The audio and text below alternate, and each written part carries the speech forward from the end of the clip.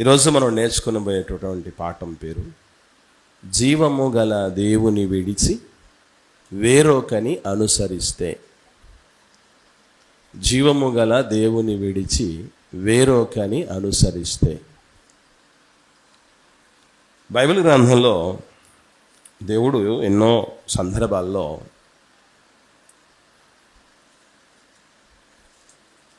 మీ దేవుడైన యెహోవా నేనే,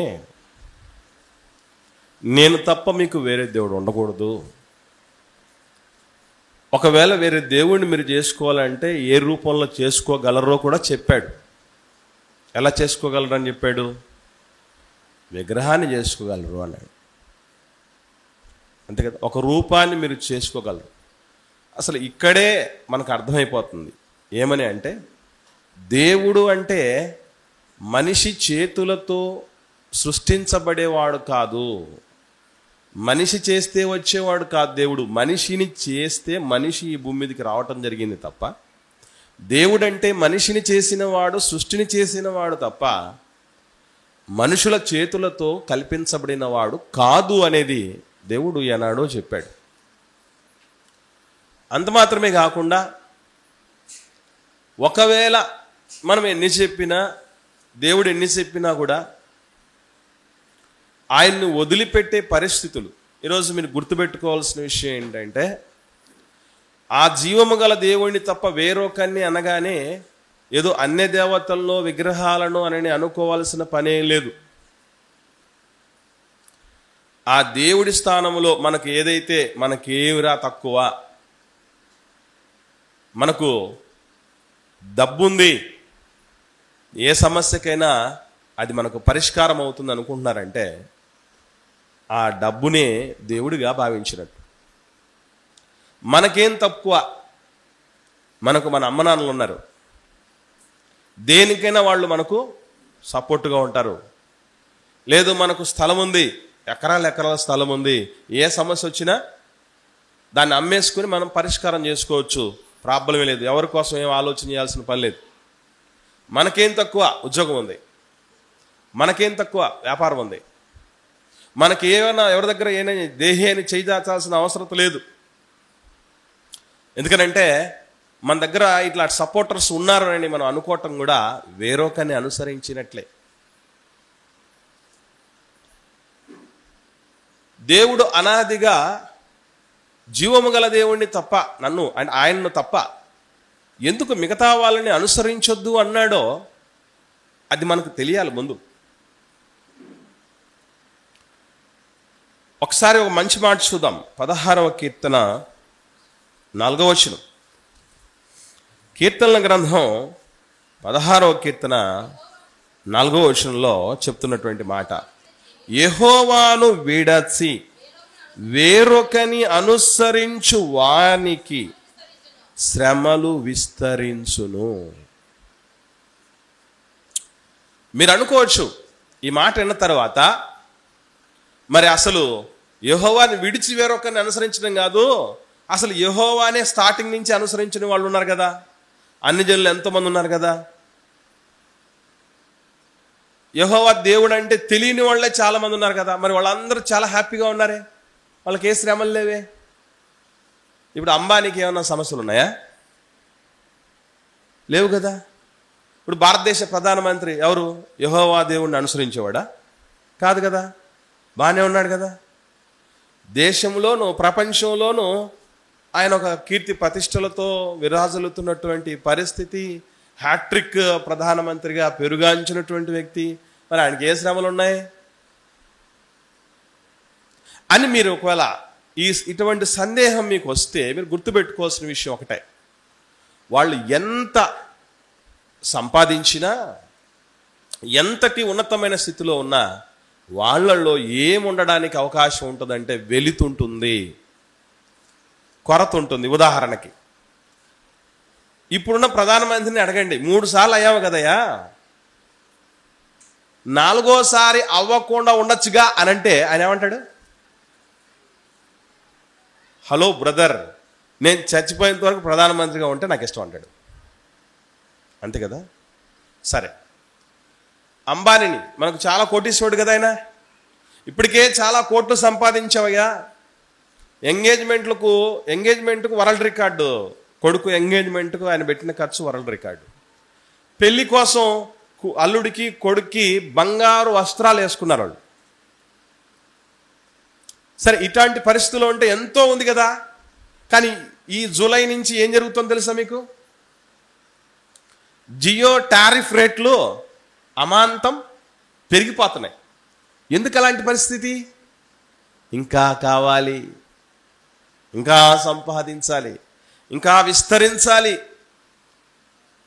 వ్యాపారాలు విస్తరింపచేయాలి, లాభాలు విస్తరింపజేసుకోవాలి. పోనీ ఎవరన్నా మోసం చేసి కాస్త సంపాదించారు అనుకోండి, సరేలేండి ఇప్పుడు ఆపేద్దాం, మనం ఇప్పుడుతో ఈ మోసాలకన్నిటికీ చెక్ పెట్టేద్దాం, చాలెద్దు, మనకి ఇప్పుడున్న సరిపోతుంది, మళ్ళీ ఎందుకు ఎక్కువ పాపాలు మూట కట్టుకోవాలి మనం అని ఆలోచన చేస్తారా? చెయ్యరు. సరికదా, ఏం చేస్తారు? ఇంకా మోసగిద్దాం, గరానా మోసం చేద్దాం, ఇంటర్నేషనల్ మోసం చేద్దాం, మోసంలో కూడా రికార్డు సృష్టిద్దాం. ఇలాంటి మోసం నేను ఎప్పుడు చెయ్యలేదు, ఎవరూ చేయలేదు అన్నటువంటి రికార్డులలోకి మనం వెళ్ళిపోతాం. అన్యాయం చేసేటప్పుడు కానీ, అక్రమం చేసేటప్పుడు కానీ, ఎక్కడే కానీ వాళ్ళు వీటికి అడ్డుకట్ట వేసుకోవాలనే ఆలోచనే ఉండదు. మిగతా వాళ్ళకి, దేవుని పిల్లలకు సంబంధించిన జీవం గల దేవుణ్ణి అనుసరించే వారికి మిగతా వాళ్ళకి సంబంధించిన ఈ తేడా ఏదైతే ఉందో, సంతృప్తితో ఉంటారు దేవుని పిల్లలు. ఒకవేళ మీరు ఎవరికైనా ఆ సంతృప్తి లేదంటే ఒకసారి పునరాలోచన చేసుకోండి. ఏమని? ఆ జీవం గల దేవుణ్ణే మనం కలిగి ఉన్నామా, లేకపోతే వేరొకరిని అనుసరిస్తున్నామా అని. ఇప్పుడు వరకు చేసినటువంటి పాపాలకు లేదా పనికిమాలిన మాటలు ఏవైతే మాట్లాడామో, అనవసరమైనటువంటి పాపాలతో కూడిన పనులు ఏవైతే చేశామో, చాలే, వద్దు, ఇక ఇప్పటికే చాలవి, ఇప్పటికే ఎక్కువైపోయాయి అని అనుకోకుండా ఉన్నారంటే ఆ జీవము గల దేవుణ్ణి వదిలేసి మనం ఇంకా వేరొకరిని అనుసరిస్తున్నట్టే. జరగబోయే అంటే రాబోయేటటువంటి విస్తరించిన శ్రమలకు సిద్ధపడి ఉండాల్సింది. ఇక్కడ విస్తరించిన శ్రమలు అనగానే గుర్తుపెట్టుకోవాల్సిన విషయం ఒకటే, భూమి మీద జీవితం అయిపోయిన తర్వాత మాత్రమే కాదు, భూమి మీద ఉన్నప్పుడు కూడా వస్తాయి శ్రమలు. ఈ శ్రమల్లో మళ్ళా ఇంకొక రకం అనుకోకూడదు. ఏమని అర్థం? పరీక్ష కోసం వచ్చే శ్రమలు వేరు, పరీక్ష కోసం వచ్చే శ్రమలు వేరు. మన జీవితంలో శ్రమలు విస్తరిస్తున్నాయంటే రెండు విధాలుగా టెస్ట్ చేసుకోవాలి. ఒకటే దాని మీదకి మనం ఫిక్స్ అయిపోకూడదు. చేసిన పాపాల వల్ల శ్రమలు విస్తరిస్తున్నాయి అనుకోండి, నేను ఎంత భక్తుడిని, నేను ఎంత భక్తురాలని, నాకు దేవుడు టెస్ట్ చేయడానికి శ్రమలు ఇస్తున్నాడని అనుకోకూడదు. అలాగే దేవుడు నిజంగా నీతిమంతంగా బతుకుతూ ఉన్నా కూడా పరీక్ష కోసం శ్రమలు ఇస్తున్నాడు అనుకోండి, ఓయమ్మ నేనెంత పాపం చేశానో, ఎంత పాపాత్ముడినో, ఎంత పాపాత్మురాళ్ళనో, అందుకే దేవుడు ఇంది శ్రమలు ఇస్తున్నాడు అని కూడా అనుకోకూడదు. అసలు విస్తరిస్తున్న శ్రమలు పరీక్ష కొరకు వస్తున్నాయా, లేకపోతే దేవుడి మహిమ కోసం వస్తున్నాయా, లేదా జరిగించినటువంటి పాపక్రియలకు ఫలితంగా వస్తున్నాయి అనేది కూడా చాలా మందికి తెలియకుండానే పోతుంది. ఏది ఏమైనా గుర్తుపెట్టుకోవాల్సిన విషయం ఇక్కడైతే, జీవము గల దేవుణ్ణి విడిచి వేరొకరిని అనుసరిస్తే ఎట్లా ఉంటాయి, అసలు ఎందుకు వద్దన్నాడు వేరొకరిని అనుసరించవద్దు అని దేవుడు చెప్పటం వెనక ఉన్న ఉద్దేశం ఏంటి అని ఆలోచన చేయగలిగితే మనం సెకండ్ ఆప్షన్ గుర్తుపెట్టుకోండి. ప్రపంచంలో చాలా వాటికి ఆప్షన్ ఉంది.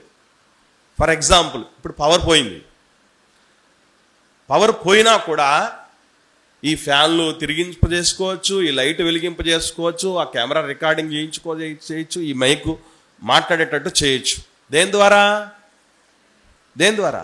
జనరేటర్ లేకపోతే యూపీఎస్ బ్యాటరీస్ ఉన్నాయి కదా, సిస్టమ్ ఉంది కదా, ఇన్వర్టర్ సిస్టమ్ ద్వారా మనం దాన్ని ప్రత్యామ్నాయం ఉంది, ఆల్టర్నేటివ్ ఉంది. చర్చికి నడుచుకుంటూ రావచ్చు, సైకిల్లో రావచ్చు, బైకులో రావచ్చు, ఆటోలో రావచ్చు, కారులో రావచ్చు, ఏ రూపంలోనైనా రావడానికి ఆప్షన్స్ ఉన్నాయి. అబ్బా కాలినడక తప్ప వేరే రూటే లేదురా అన్నానికి లేదు.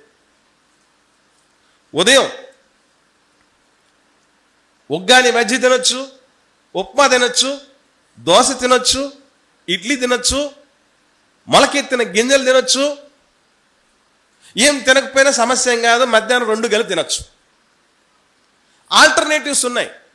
కానీ జీవము గల దేవుడు అన్నటువంటి ఆయనకు నో ఆల్టర్నేటివ్, ప్రత్యామ్నాయం లేదక్కడ. మీ తండ్రికి ఆల్టర్నేటివ్ ఎవరైనా చెప్పగలరా? మీ భర్తకు ఆల్టర్నేటివ్ ఎవరైనా చెప్పగలరమ్మా? మీ భార్యకి ఎవరైనా ఆల్టర్నేటివ్ చెప్పగలరా బ్రదర్స్? వీళ్ళకే ఆల్టర్నేటివ్ లేకుండా ఉన్న పరిస్థితులు ఉంటే విశ్వాన్ని కలిగించి నడిపిస్తున్నటువంటి దేవుడికి ఆల్టర్నేటివ్ చూసుకుంటున్నామే. అలాంటి పరిస్థితుల వల్ల ఏమవుతాయట? మనకి శ్రమలు విస్తరిస్తాయట. ఎలా విస్తరిస్తాయి, ఎలాంటి శ్రమలు వస్తాయి అన్నటువంటి విషయాన్ని గమనించగలిగితే దేవుడు అనాదిగా కింది చదువుదాం. ఇక్కడే 16వ కీర్తనలోనే మనం 4వ వచనంలో 2వ మాట ఉంది. 2వ మాట ఏమిటా శ్రమలు ఏ రీతిగా వస్తాయి? వారు అర్పించు రక్తపానీయ అర్పణములు నేను అర్పింపను, ఆ వేరొకని దేవుని పేర్లను కూడా నా పెదవులను ఎత్తను. అంటే ఏంటి అర్థం? ఈ మాట నా పెదవులతో కూడా నేను ఎత్తను అన్నటువంటి మాటకు అర్థం ఏంటంటే, అప్పుడప్పుడు ఒక వ్యక్తి విషయం మనము పేరు ఎత్తామనుకోండి, ఏమంటారు? దయచేసి వాడి పేరు ఎత్తద్దు, ఆమె పేరు ఎత్తద్దు అంటాం. అంటే అంత అసహ్యం అని అర్థం. వాళ్ళ పేర్లు నా పెదవులు కూడా ఎత్తను. నేను ఇంతకుముందు చెప్పాను మీకు, వాక్యం చెప్పడానికి ఒక ప్లేస్కి వెళ్ళినప్పుడు నా పేరేంటి అన్నాడు. మా వాక్యం చెప్పి అయిపోయిన తర్వాత ఒక ముసలాడు వచ్చింది, 70 ఏళ్ళ ముసలాడు వచ్చి ఏమని అడిగిందంటే, నీ పేరేంటి ఆయన అండి. అప్పటికి నా పేరు లాజరస్ అని, ఇంకా నేను నామకరణం నాకు నేనే చేసుకోలే, నరసింహులు అని చెప్పా. ఆపేనానా ఆ పేరు ఎట్లా పెట్టుకున్నాను, నేను ఎట్లా పలకమంటావు నన్ను? మరి క్యాలెండర్లలో సెలవు రోజులు అని చెప్పేసి మిగతా దేవుళ్ళ పేర్లకు సంబంధించినటువంటి పండుగలు అవిటన్నిటికి పేర్లు ఎన్నో వచ్చేస్తాయి. మరి దాని సంగతి ఏంటి? ఒకవేళ నువ్వు స్కూల్లోనే పని చేయాల్సి వచ్చింది, పిల్లల పేర్లు పిలవాలి, ఏం పేర్లు వస్తాయి చెప్పండి? లేదా ఒక సంస్థకో ఒక పరిస్థితికో నీ దగ్గర పనిచేసేటువంటి వాళ్ళకు నువ్వు హాజరయ్యాలి, పేర్లు పిలవా? ఇప్పుడు పేర్లు పిలిచినంత మాత్రం చేత ఇంకొకటి పేర్లు ఎత్తను అన్నటువంటి చోట దేవుడు ఎన్ని రకాల దేవుళ్ళు పేర్లు రాయించాడు తెలుసా బైబిల్లో? మొలక దేవత అంటాడు, సీదోనీయుల దేవత అంటాడు, మిల్కోమ దేవత అంటాడు, బయలు దేవత అంటాడు, ఫిలిస్తీన్ల దేవతలు అంటాడు, ఆకాశ రాణి అంటాడు, యక్షిణి దేవతలు అంటాడు. ఇవన్నీ ఏంటి? అన్యజనుల దేవతల పేర్లు కదా. అంటే దీన్ని మనం ఎట్లా ఆలోచన చేయాలంటే, ఆ దేవతల పేర్లు దేవుడు ఎత్తి రాయించటం వెనకున్న ఉద్దేశం ఏంటి అది తెలియాలి మనకి. ఇది తెలియకుండా ఉంటే ఎట్లా ఉంటుందంటే, న్యూస్ పేపర్లో ఫలానా చోట దొంగతనం జరిగింది అని రాశారనుకోండి, ఏమిటండి ఇది, ఎంత అపచారం ఇది, దొంగతనాల గురించి రాయటానికి న్యూస్ పేపర్ ఉంటుంది అని అనుకోండి. ఎవడన్నా వీడు ఎందుకు రాయించాడని తెలియాలి మనం. ఫలానా చోట అత్యాచారం జరిగింది అనుకోండి, ఎందుకు రాయించారు? అది సమాజంలో ఇలాంటి పరిస్థితులు ఉన్నాయి, జాగ్రత్త పడండి రాని, అంతేనా? మనుషుల మధ్య ఇలాంటి పరిస్థితులు ఉన్నాయి, మీరు అలర్ట్గా ఉండండి అని చెప్పటం కోసం దేవుడు రాయించినటువంటి విషయాలు అవన్నీ. అవేమి ఎవరు ఆలోచన చేయరు. బైబిల్ గ్రంథంలో కూడా దేవుడు రాయించడం వెనుకున్న ఉద్దేశం ఏంటి? జాగ్రత్త పడ్డానికి సుమా, మనల్ని హెచ్చరించడానికి, వాటి విషయంలో జాగ్రత్త పడ్డానికి. ఇంతకు దేవుడు కూడా అర్పణలు అర్పించమన్నాడు. బైబిల్ దేవుడు కూడా అర్పణలు అర్పించమన్నాడు. ఏ అర్పణలు? రక్తార్పణలే. మళ్ళీ చెప్తున్నా, రక్తార్పణలే. కానీ అది ఎవరి రక్తం? పక్షి రక్తాన్ని అర్పించమన్నాడు, జంతువు రక్తాన్ని అర్పించమన్నాడు తప్ప, ఇంతకు వేరొక దేవుళ్ళుగా పిలువబడుతున్న వాళ్ళు ఎవరి రక్తాన్ని కోరారో తెలుసా మీకు? మళ్ళీ అడుగుతున్న ప్రశ్న. దేవుడు కూడా రక్తార్పణలను అర్పించమన్నాడు పాత నిబంధనలో. కొత్త నిబంధనలో ఈ జంతు బలి, పక్షి బలు కూడా లేవులేండి, వేరే సంగతి. దేవుడు చెప్పమన్నా అర్పించమన్న రక్త బలులకి, వేరొక దేవుళ్ళుగా పిలువబడుతున్న వాళ్ళు కోరుతున్న రక్త బలులకు ఉన్న తేడా ఏంటి అని అంటే, ఒకసారి చూద్దాం మనం. ఇంతకు ఏ బలులను మనిషి చేస్తున్నాడని ఆలోచన చేయగలిగితే ఇదే కీర్తనల గ్రంథం 106వ కీర్తన. కీర్తనల గ్రంథం 106వ కీర్తన 37-38 వచనాలు చూడండి. 37-38 వచనాలు.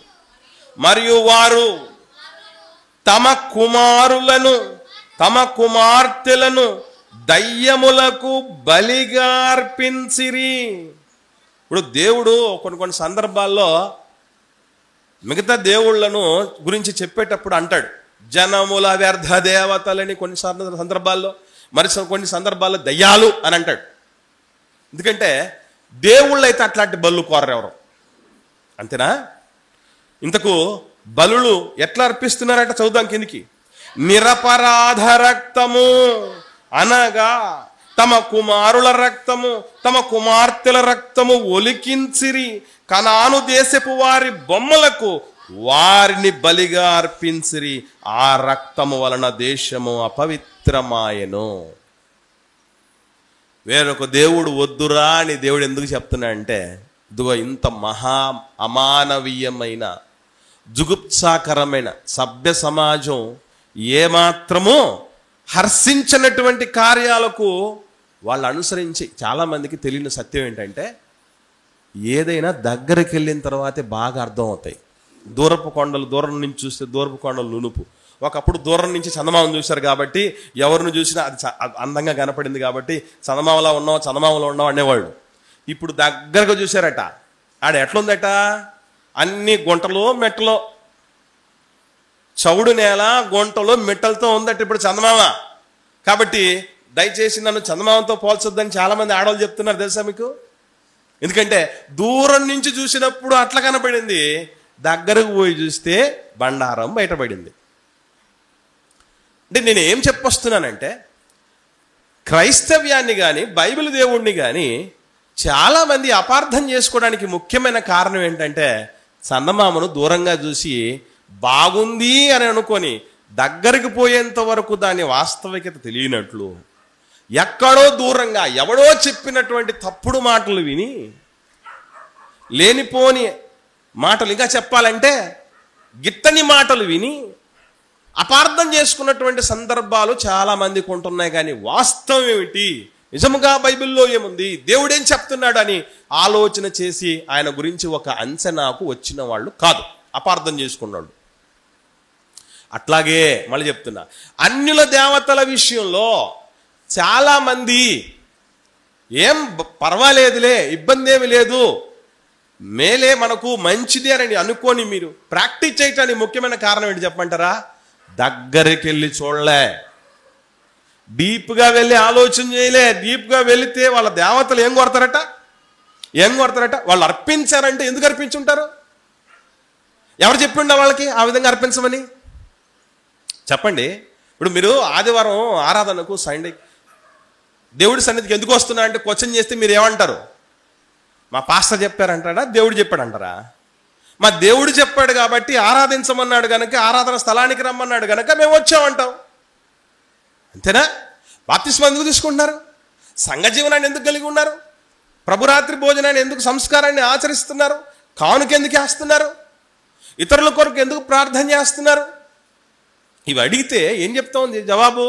మా దేవుడు చెప్పాడు గనుక మేము చేస్తున్నాం అంటారు. ఇప్పుడు వాళ్ళు పిల్లలను, అందుగా నిరపరాధుల పిల్లలు అంటే, నిరపరాధులు అంటే ఎప్పుడు అంటారండి? అది చిన్న బిడ్డలై ఉండాలి, అంతేనా? మంచి చెడుల వివేచన తెలియని ముక్కు పచ్చలారని బిడ్డలై ఉండాలి. వాళ్ళని కూడా కనికరం అంటూ లేకుండా బలివమని ఆ దేవుళ్ళు చెప్పటం ఏంటి? వాళ్ళని గుడ్డిగా అనుసరిస్తున్నటువంటి వాళ్ళు బలి అర్పించటం ఏంటిది అంటే, దేవుడు ఎందుకు వద్దన్నాడు తెలుసా? ఎందుకు మీరు మీ ప్రతిరూపాలుగా, మీ వంశోద్ధారకులుగా, భవిష్యత్తులో దేవుని ప్రతినిధులుగా ఉంటున్న బిడ్డలను మీ చేజేతులారా చంపేసుకుంటారు. మీకు విషయం చెప్పాలి, అర్రే మా పిల్లల్ని ఇప్పుడైతే అసలు ఎవరు ఏ దేవతలు ఏ దేవుళ్లకు బలి చేయటం లేదు అనుకుంటారేమో, కానీ ఇప్పుడు దేవుళ్ళు మారారు. పిల్లల్ని బలి చేసేటువంటి దేవుళ్ళు మారారు. ఇప్పుడు ఏ దేవుళ్లకు బలి చేస్తున్నారో పిల్లల్ని తెలుసా? చాలా మంది సెల్ ఫోన్ దేవుడికి బలి చేస్తున్న వాళ్ళు ఉన్నారు. చాలా మంది సెల్లు పిల్లల్లో నుంచి తీసేస్తే చచ్చిపోతారు. ఇక పిల్లలు వాళ్ళు చావరణ చేస్తారు, లేదా చంపేరని చంపేస్తారు అమ్మ నాన్నల్ని. అట్లాంటి పరిస్థితుల్లో అడిక్షన్ చేసి చేయడం జరిగింది. నేను కొన్ని చాలా చోట్ల సంఘాల్లో కూడా చూసా. పిల్లలు కుదురుగా ఉండాలంటే ఏం చేయాలని చూస్తారు అమ్మ నాన్నలు? సెల్లిచ్చి కూర్చోబెట్టేస్తే సైలెంట్ అయిపోతారు, లేకపోతే వైలెంట్ అయిపోతారు. ఆ సెల్లుకు బలిస్తున్నటువంటి వాళ్ళు కొందరైతే వీడియో గేమ్స్. ఈ మధ్యకాలంలో పిల్లలు మెంటల్గా ఎట్లా తయారయ్యారో తెలుసా? కొంతమంది పిల్లలు వాళ్ళు చేతుల్లో సెల్ ఫోన్ లేకపోయినా ఏదో ఒకటి చెప్పు లాంటిదో ఏదో ఒకటి లాంటిది చేత పెట్టుకొని వాడు ఏదో నొక్కుంటున్నాడు. పిల్లలు పిచ్చలు అయిపోయినటువంటి పరిస్థితులు వచ్చేసే వాళ్ళకి. ఒకనాడు టీవీలకు అడిక్ట్ చేయించారు, ఇప్పుడు సెల్ ఫోన్లకు అడిక్ట్ చేయిస్తున్నారు. ఆ దేవుళ్లకు ఆ విగ్రహానికి బలి అర్పిస్తున్నటువంటి వాళ్ళు కొంతమంది. మరికొందరు చదువే ధ్యేయం, చదువుకోవాలి, తప్పు కాదు. లోక సంబంధమైనటువంటి చదువు విషయంలో నేను ఒక క్లారిటీ ఇచ్చా సువార్త పత్రికల వివరణలో. లోక జ్ఞానం వెర్రి అని అనగానే మనం చదువుకునే చదువులు వెర్రి అనుకునేరు. అట్లా ఎవరన్నా అనుకుంటే దాన్ని తీసేసుకోండి. ఎందుకనంటే లోక జ్ఞానం అంటే అర్థం ఏంటి అంటే, లోకాధికారులలో ఎవరికి దేవుడి యొక్క జ్ఞానము సువార్త తెలియదు. ఒకవేళ అలా తెలిసుంటే మహిమా స్వరూపియకు క్రీస్తును సిలువ వేయక ఉందురు అంటాడు. అంటే ఎవరైతే రక్షణాధారమైన క్రీస్తును కాదనుకుంటున్నారో, సిలువను గూర్చిన వార్త నశించుచున్న వారికి వెర్రితనం అన్నాడు. అంటే ప్రభువును కాదనుకుంటున్నారో, క్రీస్తును కాదనుకుంటున్నారో అదే వెర్రితనం తప్ప లోక సంబంధమైన చదువులు కాదు వెర్రితనం. ఒకవేళ అలాగే అదే నిజం అనుకుంటే లోక జ్ఞానాన్ని ఈరోజు ప్రపంచానికి పుస్తకాల రూపంలో అందించింది ఎవరో తెలుసా? మనం చదువుకుంటాం కదా, నర్సరీ దగ్గర నుంచి కేజీల దగ్గర నుంచి పీజీల వరకు పిహెచ్డి చేయడానికి సంబంధించి కూడా అన్ని సిలబస్ బుక్స్ రాసింది ఎవరో తెలుసా మీకు? శాస్త్రవేత్తలు. శాస్త్రవేత్తలు ఎక్కడి నుంచి రాస్తారయ్యా మీరు అడిగితే వాళ్ళు ఏమంటారు? ప్రకృతిని ఆధారం చేసుకుని రాసామండి అని అంటాడు. మరి ప్రకృతి ఎట్లొచ్చింది? దేవుడు కలగజేయగా వచ్చింది. అంటే దేవుడు ప్రకృతిని కలగజేయకపోతే శాస్త్రవేత్తలు పుస్తకాలు రాసేవాళ్ళు కాదు, శాస్త్రవేత్తలు పుస్తకాలు రాయకపోయింటే మనం ఈ లోక జ్ఞానం నేర్చుకునే వాళ్ళమే కాదు. అంటే ఇప్పుడు మనం నేర్చుకున్న చదువులకు మూలం ఎవరు అన్నమాట? చెప్పండి. మనం నేర్చుకునే చదువులకు మూలం ఎవరు? వెనక్కి వెళ్ళగలిగితే ఈ చదువులకు మూలం శాస్త్రవేత్తలకు మూలం ప్రకృతి, ప్రకృతికి మూలం దేవుడి మాట, దేవుడి మాటకు మూలం దేవుడు. అంటే మనం చదువుకుంటున్న చదువులకు మూలం ఎవరన్నమాట? దేవుడే. సరే, ఏది ఏమైనా మీరు గమనించగలిగితే ఇక్కడ దేవుడు చెప్తున్నటువంటి విషయం గమనించగలిగితే పిల్లరా, ఎంత చదువులు చదివినటువంటి వారైనా కావచ్చు, ఉద్యోగాల దేవుళ్ళు, సంపాదన దేవుళ్ళు అని కొంతమంది వాళ్ళకు బలిస్తున్నటువంటి వాళ్ళు కొంతమంది. ఇది తప్పే.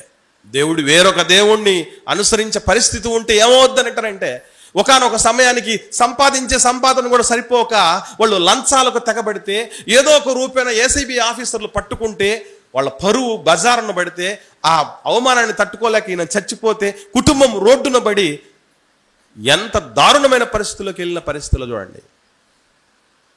అందుకే దేవుడు చెప్పిన మాట ఏంటంటే, జీవము గల దేవుణ్ణి విడిచిపెట్టే పరిస్థితి ఎందుకు వస్తోంది మనకి అని. ఒకనాడు వాళ్ళ దేవుళ్ళు కోరుకున్నటువంటి రీతిగా పిల్లల్ని బలి చేస్తూ ఉంటే, కాకపోతే వాళ్లకు మనకు తేడా ఏంటంటే, వాళ్ళు ఒక్కసారిగా చంపేశారు, మనం ఏం చేస్తున్నాం? ఇన్స్టాల్మెంట్లతో చంపేస్తున్నాం, చిన్నగా చంపేస్తున్నాం, అంతే. రెండింటికి తేడా పెద్దగా ఏం లేదు. కాకపోతే వాళ్ళు వెంటనే చంపేస్తున్నారు, మనం స్లో పాయిజన్ లాగా చంపేస్తున్నాం. ఇవి రెండు పొరపాటే. రేపు మనకైనా మన పిల్లలకైనా ఇటువంటి పరిస్థితులు ఉంటే శ్రమలు విస్తరించక మానవు. ఇప్పటిదాకా ఎవరికైనా పిల్లలకి ఇలా విధంగా చెప్పారనుకోండి, నువ్వు ఎట్లాగైనా అమ్మా కలెక్టర్ అయిపోవాల్సిందే తల్లే అని, కానీ లేదా డాక్టర్ అయిపోవాల్సిందే, లేదా సాఫ్ట్వేర్ అయిపోవాల్సిందో, లేదంటే ఇంకొకటో రీసెర్చ్ సైంటిస్ట్ అవ్వడమో, రకరకాలుగా చెప్తూ ఉంటారు. పిల్లల్ని అడుగుతూ ఉంటే కొంతమందిని సండే స్కూల్ చెప్పే వాళ్ళని అలాగా ముందు వాళ్ళకి చెప్పించాలి. ఏమనంటే, పిల్లలందరినీ మీరు ఏమవ్వాలనుకుంటున్నారు భవిష్యత్తులో అంటే వాళ్ళు చెప్పే మాట కూడా ఏముంటుందంటే ఇవే చెప్తారు. లోకస్తులు ఏదైతే చెప్తారో ఇదే, దేవుని పిల్లలుగా ఉన్న వాళ్ళు ఇదే చెప్తారు. ఎందుకు అది చెప్తారు? వాళ్ళకి అసలు చొప్పించింది ఎవరు అట్లాగా వాళ్ళతో? చెప్పండి, ఎవరు అలాగ చొప్పించారు? నేను మంచి దైవ సేవకుడిని అవ్వాలనుకున్నా అని ఒకడని చెప్తాడా? కొడుకులకి గుర్తుపెట్టుకోండి, కొడుకులు ఉన్న వాళ్ళందరూ గుర్తుపెట్టుకోండి, కొడుకులైన వాళ్ళందరూ గుర్తుపెట్టుకోండి. మనం మంచి కొడుకులు అవ్వాలి లేదంటే దొంగ కొడుకులు అవ్వాలనేది ఆలోచన చేయండి. దొంగ కొడుకులో ఉన్నావా లేకపోతే రాబోయే పిల్లలు కూడా ఎట్లాంటి కొడుకులు ఉన్నారని గుర్తుపెట్టుకోవాల్సిన విషయం ఏంటంటే, కొడుకు పుట్టాడు అని అంటే వాడు సేవకుడు అవ్వాలి. వాడు పాస్టర్ అవ్వాలి. దానికంటే మించిన యోగం భాగ్యం మరొకటి లేదు. కూతురు పుట్టిందంటే పాస్టర్కి భార్య అవ్వాలి. పాస్టర్ అంటే మరలా లోక సంబంధంగా ఉన్నటువంటి పాస్టర్లు వేరే సంగతి.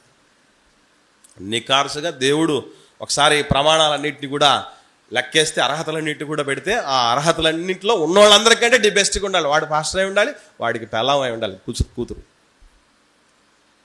సంబంధాలు చూసేటప్పుడు ఏం చెప్తారు? మంచి పాస్టర్ని చూడండి అంటారు ఎవరన్నా, మంచి ఉద్యోగస్తుని చూడండి, అంతే కదా. మా పిల్ల అందగత్తే, ఒక అందగాన్ని చూడండి, చెప్పేవాళ్ళు ఉంటారు. అటు ఇలా బలేస్తున్నటువంటి వాళ్ళు చాలా మంది ఉన్నారు. పిల్లలు అలాంటి పనులు దయచేసి ఎవరు చేయకండి. మన పిల్లలను అంటే ఒకనాడు మన పరిస్థితి ఎట్లా ఉంటుంది, మన ఆలోచన విధానాలు ఎలా ఉంటాయంటే వాళ్ళు ఎవరో దేవుళ్లకు దేవతలు అన్న పిరబడుతున్న వాళ్ళకి బలిచ్చేసారట. చిచ్చిచ్చి ఇది ఏమన్నా మంచిదే అని అనుకుంటూ ఉంటాం. మరి మనం ఏం చేస్తున్న మంచి, మనం చేస్తున్న మంచి ఏంటి మన పిల్లలకి ఆలోచన. కానీ ఇక్కడ అగ్నిగుండం దాటించటం అంటే అర్థం ఏంటంటే వాళ్ళని చంపేయటమే. బిడ్డలను అగ్నిగుండం దాటించేటటువంటి దేవుళ్ళను రా మీరు అనుసరించేది. అట్లాంటి భయంకరమైన హేయమైన దేవుళ్ళనా మీరు అనుసరించేది. అందుకే దేవుడు వద్దన్నాడు. మరలా ఇంద్రజాలాల మీద నమ్ముకి ఉండేవాళ్ళు సర్పశకునాలు, మేఘ శకునాలు అంటే ఏంటనుకుంటున్నారు? కొందరు చెప్తారు మేఘాలను చూసి ఏమంటారంటే, మేఘాల్లో మా అవగాహన పడింది అంటారు. చూసారా? అసలు ఒకరి విషయంలో బాగా ఆశ కలిగి ఉండి లేదా ఆలోచన కలిగి ఉండి తీవ్రత కలిగి ఉంటే వాళ్ళు మేఘాలేం కర్మ అద్దంలో కూడా కనపడతారు. మేఘాలు కల్లో కనపడతారు, మేఘాల్లో కనపడతారు, ఎక్కడైనా కనపడతారు. దాన్ని చూసి మా తాత కనపడ్డాడు, మా అమ్మ కనపడింది, అవి జరిగింది ఇవి జరిగింది. అసలు ఈ కాలంలో సినిమాలు కూడా చూడండి ఎలా ఉంటుందో. ఒక సినిమా వచ్చింది, మంచి బ్లాక్ బస్టర్ హిట్ అయింది. అది ఏంటది? చచ్చిపోయినటువంటి వ్యక్తి పేరిట పెండ ప్రదానం చేస్తే దాన్ని వచ్చి కాకులు ముట్టకపోతే అరిస్తాడు. దానికోసం ఎన్ని తతంగాలు, ఏం సంగతి. లేనిపోని దరిద్రాలన్నీ రుద్దేవాళ్ళు లోకంలో ఎక్కువైపోయారు. మళ్ళీ ఆ కాకి రూపం, చచ్చిపోయిన వాడు కాకి రూపం అవుతాడట.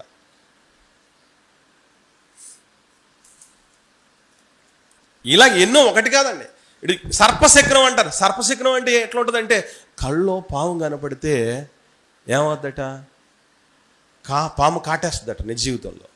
ఇది చెప్పేవాళ్ళు చాలామంది ఉంటుంది. అది శకునాలు అంటే ఇదే. ఇంకొకటి, ఒకవేళ ఎవరైనా వెంటబడి అది పాము కావచ్చు మనిషి కావచ్చు చంపేశారనుకోండి, కళ్ళలో చంపేస్తే నీకు నిజ జీవితంలో ఏం కాదట. ఒకవేళ కళ్ళలో ఎవడన్నా చంపకుండా ఉంటే ఖచ్చితంగా నిజ జీవితంలో చెప్పేస్తారట. ఇవన్నీ అప్పుడప్పుడు చూడు, బలి శాస్త్రం తెలుసు కదా మీకు. బల్లి ఎడం భుజం మీద పడితే ఆ దోషం అట, కుడి భుజం మీద పడితే ఈ దోషం అట. తినేదాంట్లో పడి సావాలి, పేడ వదిలిపోద్ది. తినేదాంట్లో పడితే దాన్ని చూసుకోకుండా తినేస్తే అయిపోద్ది సంగతి. మరి దీనికి రెమెడీ ఏం చేయాలంట? బంగారు బలిని తాకవలను.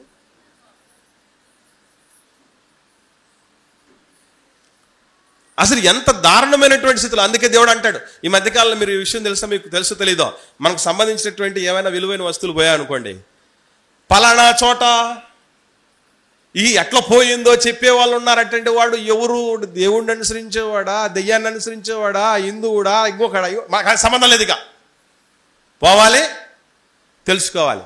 చిత్రం చెప్పమంటారా మీరు?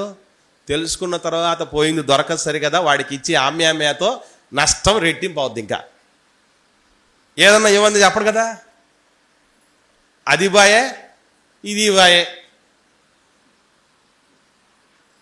ఎవరికి తెలుసు అసలు ఈ శకునాలకు సంబంధించినటువంటి విషయాలు? వద్దురా నాయన అలాంటి కర్ణపిశాచిని అడిగేటువంటి వాళ్ళు. అప్పుడప్పుడు ఏదో దేవుణ్ణి అడిగినట్టు ఈ పలానా దేశానికి వెళుదునా వద్దా, లేదా పలానా సంబంధాన్ని చేసుకుందామా వద్దా అని ఎవరి దగ్గర పోతారు?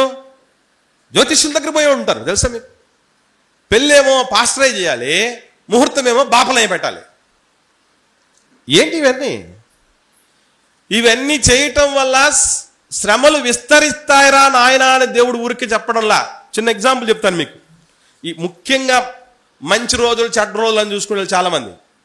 లక్ష్మీదేవి లక్ష్మీదేవి అంటే పేరు కలిగిన లక్ష్మీదేవి కాదు,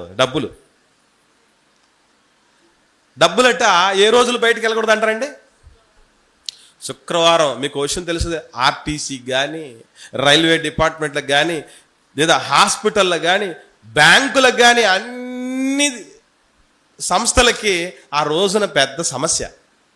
ఎందుకంటే మీరు ఎప్పుడైనా బ్యాంక్కి వెళ్ళాలంటే ప్రశాంతంగా శుక్రవారం పోండి. ఎక్కువ మంది ట్రాన్సాక్షన్లు చేయరు. ఎందుకంటే డబ్బులు తీసుకోవాలనుకోండి, ఎవరి డబ్బులు అది? వాళ్ళ డబ్బులే. వేయాలనుకోండి, ఎవరిది వేయాలి? వీళ్ళ డబ్బులే వేయాలి. కాబట్టి వద్దురా నాయన ఆ రోజున. ఈవెన్ అప్పిచ్చేవాడు కూడా ఎట్లా ఇస్తాడంటే, ఈరోజు వద్దులే, మంగళవారం, బుధవారం ఎత్తరా, శుక్రవారం వద్దు, శనివారం ఎత్తరా. లక్ష్మీదేవి ఇంట్లో నుంచి బయటకు పోకూడదట. మరి కరోనా వచ్చినప్పుడు శుక్రవారాలు లేవు, మంగళవారాలు లేవు, అంతా మంగళమే. ప్రాణం మీదకి వచ్చినప్పుడు ఏ వారాలు లేవు. ఇప్పుడు ఉన్న పాటున ఫీజు కట్టకపోతే మేము ఆపరేషన్ చేయలేము అని అంటే ఇది శుక్రవారమే అని అప్పుడు ఆలోచన చేయరు. అన్నీ బాగుంటేనే అన్ని రోగాలు వచ్చేస్తాయి, అన్ని భయంకరమైనటువన్నీ వచ్చేస్తాయి, అన్ని పేడాలు గ్రహాలు అన్నీ చుట్టుకొస్తాయి కుదురుగా ఉంటాయి పరిస్థితులు. ప్రాణం మీదకి వచ్చినప్పుడు ఏవి ఉండవు. ఇప్పుడు కరోనా వచ్చి చచ్చిపోయిన వాళ్ళు ఎట్ట బూట్ చేస్తారు తెలుసా మీకు? బుల్డోజర్ లేచి తీసుకొని వచ్చి ఏదో ఆ వేస్ట్ మెటీరియల్ తీసుకొచ్చి పెద్ద గుంటలో పడేసి మొత్తం బూట్ చేసి పోతారు చూసారా? అటు అయిపోయింది. ఇంకా ఏదో అంటారు దాన్ని, కురివి పెట్టడాలు ఏమి లేవు, కొండబగలు కొట్టడాలు ఏమి లేవు, ప్రార్థనలు లేవు, ఏమి లేవు, ఇక కడగడాలు ఏమి లేవు, మనిషిని చివరి చూపు చూసుకోవడాలు ఏమి లేవు, అన్నీ పోయాయి. శవం మన దగ్గరకు వస్తే మనకు కూడా ప్రమాదమేనని చెప్పి అట్టించి అట్ట వెళ్ళిపోయింది శ్మశాన వాటికి. అది అంత మీదికి వచ్చినప్పుడు ఉండే పరిస్థితి. దేవుడు అందుకే అంటాడు, ఈ శకునాల విషయంలో కావచ్చు, జ్యోతిష్యం విషయంలో, మంచి రోజుల విషయంలో ఒక మంచి మాట చెప్తాను మీకు. ఇప్పుడు ఎమ్మెల్యేలుగా, ఎంపీలుగా నామినేషన్ వేసే వాళ్ళందరూ మంచి రోజు చూసుకుని వేస్తారా, చెడ్డ రోజు చూసుకుని వేస్తారా? చెప్పండి. మంచి రోజు చూసుకుని వేస్తారు. మరి వేసిన వాళ్ళందరూ మంచి రోజు చూసుకొని వేస్తే వేసిన వాళ్ళందరూ ఎందుకు గెలవట్లా? చెప్పండి, ఎందుకు గెలవట్లేదు? నేను రైల్వే కోడూరు నియోజకవర్గంలో ఎలక్షన్ డ్యూటీ చేశా. దాదాపు 4 రోజులు డ్యూటీ చేశాం. మేము మాస్టర్ ట్రైనర్స్గా డ్యూటీ చేశాం. 15 మంది ఎమ్మెల్యేలుగా కన్సిస్టెంట్ చేశారు, పోటీ చేశారు. ఆ 15 మంది నామినేషన్ వేసినప్పుడు ఏం చూసుకొని ఉంటారు? మంచి రోజు, మంచి ముహూర్తం. ఈ ముహూర్తంలో మీరు గనక నామినేషన్ వేస్తే బంపర్ మెజారిటీ మీదే అని చెప్పి ఉంటాడు తలకమాసినోడు కూడా కదా. దాన్ని చెప్పేవాడు పోసి ఉంటాడు. కానీ అనుకున్నది ఒక్కటే అయింది ఒకటి అన్నట్టుగా మారిపోతుంది. కారణం ఏంటంటే ఈ ముహూర్తాల్లో, ఈ మంచి రోజులు, ఈ చెడ్డ రోజుల్లో అన్నది ఏమీ లేదు అని అలా నిరూపించేస్తున్నాయి.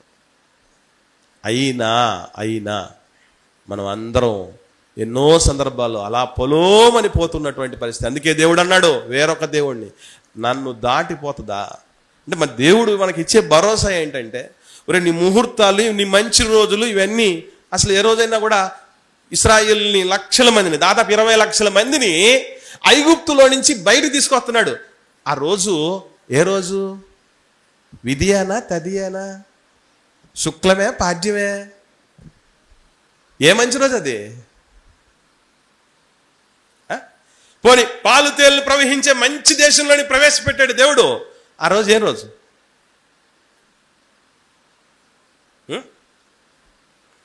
మంచి రోజు చెడ్డ రోజులని ఏం లేదు. దేవుడు మనతో ఉంటే ప్రతిరోజు మంచి రోజే. దేవుడు మనతో లేని రోజు ఏ రోజైనా మంచి రోజు అనుకున్న ప్రతిరోజు, ప్రతి క్షణం కూడా భయానకమైనటువంటి రోజే. అందుకే దేవుడు చెప్తున్నాడు మనకి సత్యాలు ఏమనంటే, నువ్వు ఎవరిని కాదనుకుంటున్నావు అంటే, ప్రపంచమే, మరణమే నీ మీదకి వచ్చినా కూడా బయటికి తీసుకురాగలిగిన సమర్థుడైన, శక్తివంతమైనటువంటి, సర్వశక్తివంతుడైన దేవుణ్ణి కాదనుకొని పోతే ఎవరు ఎంతకాలం నీకు నాకు భరోసా ఇవ్వగలరు? మీ అమ్మ నాన్నలు ఎంతకాలం ఇవ్వగలరు, నీకున్న భూమి ఎంత ఇవ్వగలదు, నీకున్న డబ్బులు ఎంత ఇవ్వగలదు, నీకున్న తెలివితేటలు ఎంత ఇవ్వగలవు. అట్లాంటి వాళ్ళందరూ మనకంటే గొప్ప స్థితిమంతులు, గొప్ప ఘనులు ఎక్కడున్నారు తెలుసా? ఇప్పుడు సమాధుల్లో ఈ సమాజానికి నీకు నాకు ఏమి సంబంధం లేదని చెప్పి చల్లగా అక్కడ నిద్రపోతున్నారు. అక్కడికి వెళ్ళి చూడండి, కొమ్ములు తిరిగిన వాళ్ళు, కాకలు తిరిగిన వాళ్ళందరూ నిశ్చేష్లో ఉండిపోయారు. ఆఖరికి ఇదేరా బాబు అని చెప్పేదానికి. మనము జీవము కలిగిన దేవుణ్ణి కాదనుకొని బతికితే ఏం సాధించుకుంటాం? అందుకే దేవుడు ఏమన్నాడంటే, ఇది హేయమైన క్రియ, ఎందుకు వాళ్ళని వదిలి వెళ్ళగొట్టానంటే ఇంత దుర్మార్గులు మానవులుగా ఉండకూడదు. నీతితో న్యాయముతో బతకాలి, కరుణతో బతకాలి, ఎవరిని ఆశించకుండా బతకాలన్నటువంటి ఉద్దేశంతో దేవుడు ఎన్నో నేర్పించాడు దేవుని పిల్లలకి. అందుకే అది కాదని వేరొక రీతిగా బతికితే మనకు శ్రమలు విస్తరిస్తాయి. ఈ భూమి మీద తప్పవు ఒకరోజు. దీని తర్వాత ఇప్పుడు ఈ భూమి మీద ఉండే శ్రమలు ఎట్లా ఉంటాయంటే పెనం మీద ఉన్నటువంటి స్థితిలో ఉంటాయి. చచ్చిపోయిన తర్వాత పొయ్యిలో పడ్డట్టు ఉంటుంది. కాకపోతే ఆ పొయ్యి ఆరదు, ఈ అట్టు మాడదు. ఈ దోశ మాడదు, ఆ పొయ్యి ఆరదు. అలాంటి పొయ్యి దోశ పరిస్థితులు వచ్చేస్తాయి. అందుకే దేవుడు చెప్పిన మాట ఏంటి? వద్దు నాయన, వెళ్ళగొట్టేసి. మన దేవుడు అగ్నిగుండం దాటమని చెప్పే దేవుడు కాదు. నీ బిడ్డల్ని నా బిడ్డల్ని బలి చేసేరా, రక్తాన్ని ఒలికించని చెప్పేవాడు కాదు. మన భవిష్యత్తులో బాగుండాలనే ఉద్దేశంతో తన ప్రియ కుమారుణ్ణే బలి తీసుకున్నవాడు. ఇంకా చెప్పాలంటే అగ్నిగుండం దాటించమని చెప్పి వాడుగా కాకుండా మేము సేవించుచున్న దేవుడు వేడిమి గల ఈ అగ్నిగుండము నుండి రక్షించగలిగినటువంటి సమర్థుడు అని నిరూపించిన దేవుడు. అగ్నిలో దూకమని కాదు చెప్పేది దేవుడు, అగ్నిలో నుంచి కొందరినైనా రక్షించండి రా అని పిలుపునిచ్చిన దేవుడు, ఆ రీతిగా అడుగులేసిన దేవుడైన. ఈరోజు లోకంలో వేరొక దేవుళ్ళుగా పిలువబడుతున్న వాళ్ళు ఎట్లా ఉంటారంటే, ముట్టుకుంటే మైలపడతాడు మా దేవుడు అన్నటువంటి స్థితిలో ఉంటాడు. కానీ మన దేవుడు ఎలా అంటాడు తెలుసా? ఈ జీవము గల దేవుడు, బైబిల్లో ఉన్న దేవుడు ఎలా అంటాడంటే, 18 సంవత్సరాల నుంచి రక్తస్రావ రోగంతో బాధపడుతున్నటువంటి ఒక స్త్రీ యేసు ప్రభువును ముట్టింది. మైలపడిన తన జీవితం ఏమైపోయింది? మారిపోయింది. స్వస్థత మొత్తం తిప్పలు పడిందట, వైద్యుల చేత తిప్పలు పడింది, మొత్తం ఉన్నదంతా ఊడ్చుకుపోయింది, మరింత సంకటపడింది. ప్రభు దగ్గరికి రాగానే పరిస్థితులు మారిపోయాయి. అది మన దేవుడు. అట్లాంటి ఆయన్ని వదిలిపెట్టే పరిస్థితులు ఈరోజు మనకు ఏం దాపురించాయి? మన సంపాదనను చూసో, మన తెలివితేటలను చూసే, మన బలాన్ని చూసో, మన బలగాన్ని చూసో, మన పొలాన్ని చూసో, మన స్థలాన్ని చూసో, మన బంగారాన్ని చూసే, మన ఆస్తిపాస్తులను చూసే మురిచిపోతున్నామేమో. ఇవే మనకు అన్నిటికీ చాలినవి అని అనుకుంటావేమో. పొరపాటు పిల్లరా. అలాంటివన్నీ కలిగిన వాళ్ళు కూడా నిశ్చేష్టులైపోయినటువంటి పరిస్థితి, నిస్సహాయులైపోయినటువంటి పరిస్థితులు ఈరోజు ప్రపంచంలో మనం చూసాం. నిత్యము 50 మంది వైద్యులను పెట్టుకొని ప్రతి దాని విషయంలో జాగ్రత్త వహించినటువంటి ఆయన 2 ఏళ్ళు కనీసం బతుకుతానని లోకానికి బీరాలు పలికినటువంటి జాక్సన్ ఉన్నాడు. మైకేల్ జాక్సన్ తెలుసు కదా, డాన్సర్. అతను ఏమైపోయాడు తెలుసా? 50 ఏళ్ళు నిండక ముందు చచ్చిపోయాడు. ఎంత ఆస్తుందో అంటే మైండ్ బ్లోయింగ్ ఆస్తట. ఊర్లను రాష్ట్రాలను కొనేంత ఆస్తి సంపాదించాడు ఆయన. వైద్యులు ఏమి చేయలేని పరిస్థితుల్లోకి వెళ్ళిపోవటం జరిగింది. అది జీవితం. కాబట్టి దేనికైనా చాలిన దేవుణ్ణి ఈరోజు కాదనుకునే పరిస్థితులు ఒకవేళ పొరపాటున ఊహాల్లో కూడా రానేకండి. అది ఎవ్వరికి మంచిది కాదు పిల్లరా. నేనుంటే నీకేం భయం అని పిల్లలకు చెప్పొద్దు. దేవుడు ఉండగా మనకేం భయంరా. మేమెంతో కాలం ఉండం మీతో, కానీ దేవుడు ఎప్పుడు మనల్ని వదిలిపెట్టాడు అని పిల్లలకు నేర్పిస్తూ మనలో దేవుడిని మీద ఆధారపడేటువంటి లక్షణాన్ని కలిగి ఉంటే ఎప్పటికైనా మనము మన కుటుంబాలు చల్లగా ఉంటాయి. లేదంటే శ్రమలు ఇక్కడ విస్తరిస్తాయి, అక్కడ విశ్రమించవిక ఇంకా కొనసాగుతూనే ఉంటాయి. ఆ పరిస్థితి తెచ్చుకోకుండా దేవుడు ఎందుకన్నాడు? మీరు ఎన్నాళ్ళు రా 2 తలంపులతో ఉంటారు, మీరు చల్లగానైనా ఉండేది వెచ్చగానే ఉండదు. దేవుడు ఎప్పుడూ అంటూ ఉంటారు, 2 పడవల మీద కాలు పెట్టే పరిస్థితి. నువ్వు లోకం కావాలనుకుంటావా, ప్రపంచం కావాలనుకుంటావా, వెళ్ళిపో, నో ప్రాబ్లం. అరకొర భక్తి వద్దునైనా అంటాడు దేవుడు. పడితే వస్తే ఇట లేదంటే అట అన్నట్టు ఉండాలి. అటు ఇటు ఊగిసలాట్లో ఉండే పరిస్థితులు దేవుడు ఎప్పుడూ హర్షించడు పిల్లలు. అందుకే భక్తి చేస్తే గొప్పగా చేయండి, దేవుడు ఆశ్చర్యపడే విధంగా చేయండి, దేవుడు ఆనందపడే విధంగా చేయాలి. సంపూర్ణమైనటువంటి భక్తి, ఆయన మీద ఆనుకునేటువంటి భక్తి మనకు చాలా అవసరం. అట్టి స్థితి దేవుడు మనకందరికీ ప్రసాదించాడు. దాన్ని పొందుకోవటానికి సిద్ధపడాలని ప్రేమతో మనవి చేస్తూ నేను ఆ మాటలు ముగిస్తున్నాను. ప్రార్థన చేద్దాం.